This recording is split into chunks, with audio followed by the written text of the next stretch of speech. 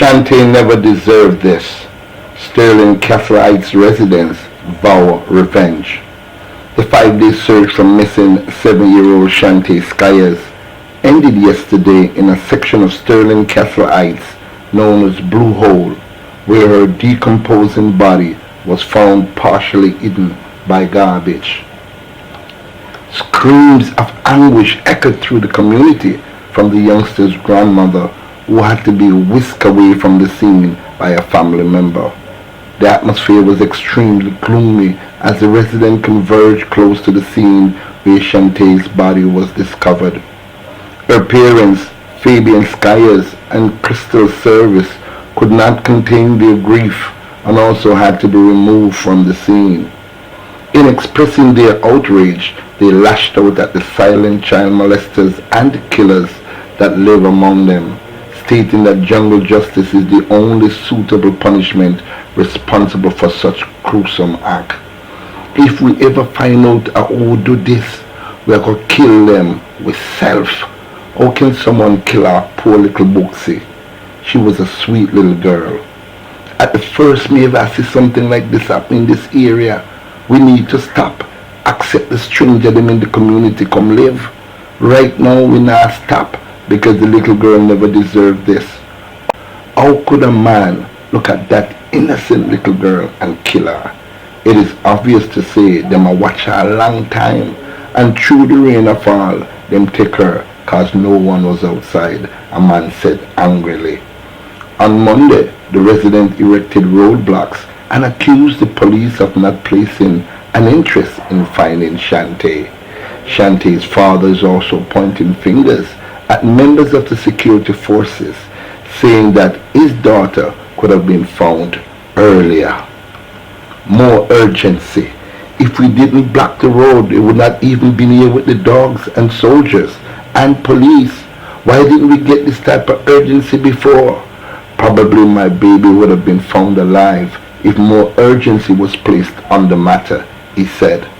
However, Superintendent of Police Leon Clunis said the police had been working assiduously since the child's disappearance, but stated that other teams had been called in to assist the Red Square police. We have picked up some leads this morning, but it's still too early to tell where those leads will take us. We, however, have had a male in custody since Sunday in relation to a similar incident, so checks are being made to see if there is a connection to this crime. We will be leaving no stone unturned until those responsible for our murders are brought to justice. Based on what we are hearing, it is obvious that the child did not make it out of the track. We will not stop until we remove these types of perpetrators from the community, he said. Shante's decomposing body was found by members of the security forces after 10:30 a.m. yesterday. Her coach and physical education teacher, Philip Anderson, said he's heartbroken. I've been in this community for decades and I've never once imagined that something like this would happen here. Shante was a very good student and she was one of the best in the Class 3 races. Her father was also an athlete and this is the track that he would also take.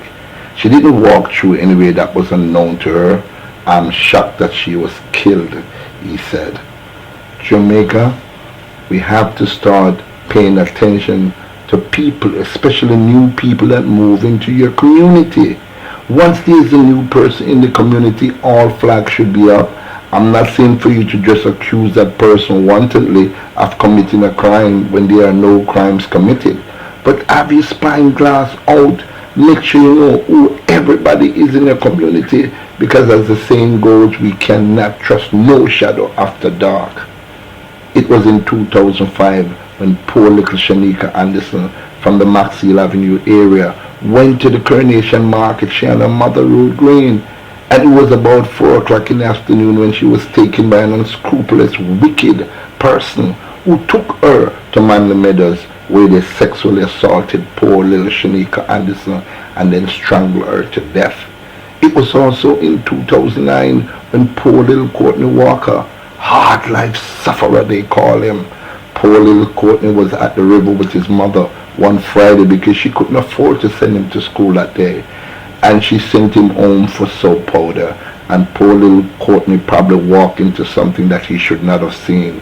And two men, ladies and gentlemen, stabbed poor little Courtney to death and cut his throat. It is happening far too often. We need to wake up, Jamaica.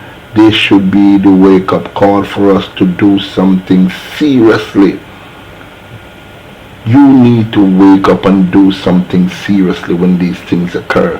And to say to those who would even think of doing it, that it will never happen here in our community.